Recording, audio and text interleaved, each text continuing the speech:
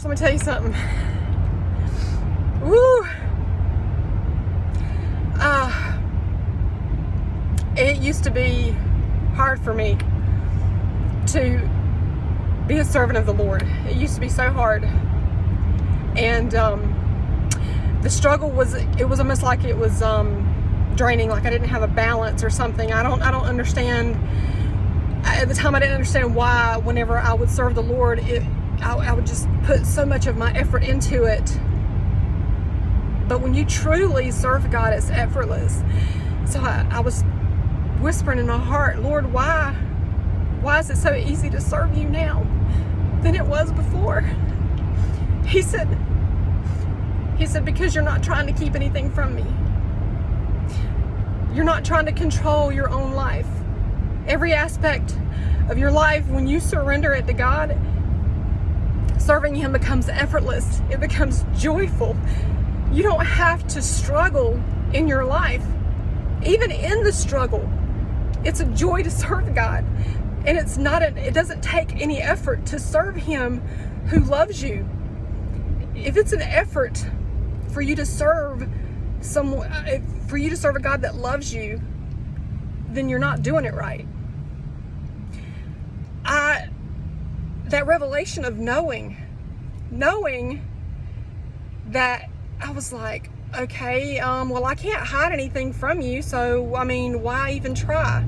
Well, what he meant by that was I wasn't necessarily trying to hide it from him. I was trying to say, okay, God, I'm going to give you this area of my life, and I'm going to let you deal with this area of my life, but you can't have this area. I want to control this. I want to hold on to this area of my life. I want to be able to have control over this area.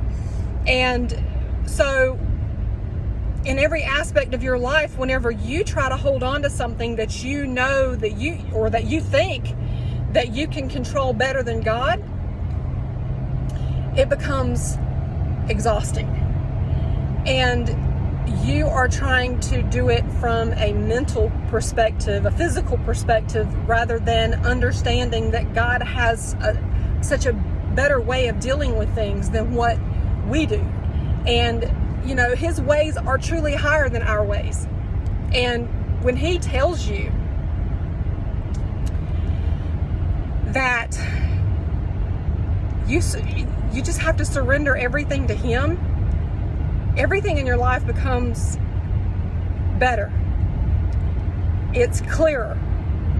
And I may not know how to deal with a situation or understand how I'm going to overcome an obstacle, but it's not going to be to the point where it's going to stress me out so badly that it takes away my joy.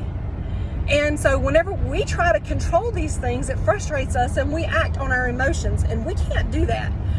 We need to understand that whenever we act on our emotions, we're not thinking sober-mindedly, and we need to learn to be sober-minded and practice that on a daily basis. But when we surrender everything, somebody's asking me, how do I do that? Love.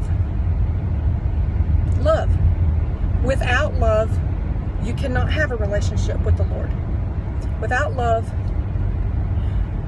you can't understand how to overcome obstacles. Without love, there was no redemption. Without love, there was no Jesus. Without love, there would be no us, because God created us because He loves us.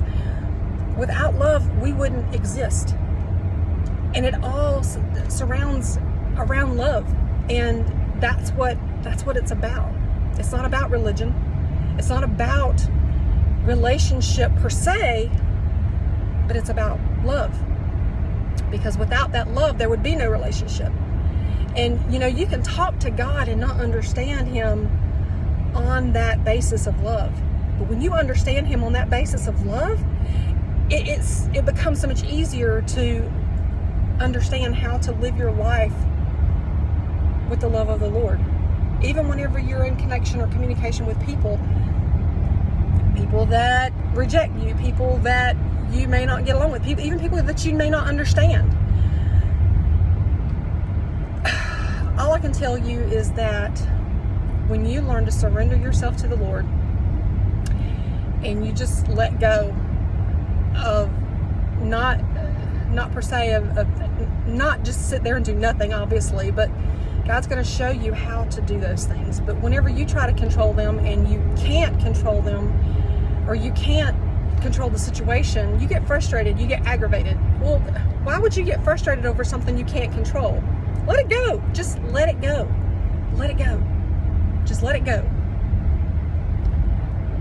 You know that there is a greater thing going on beyond what we can see.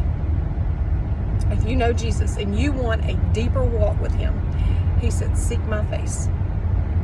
If you seek him, you will find him. You open up your scriptures with the anticipation of seeking him, and you will find him. This world right now, it seems chaotic. It can seem difficult, but I still have joy. Why?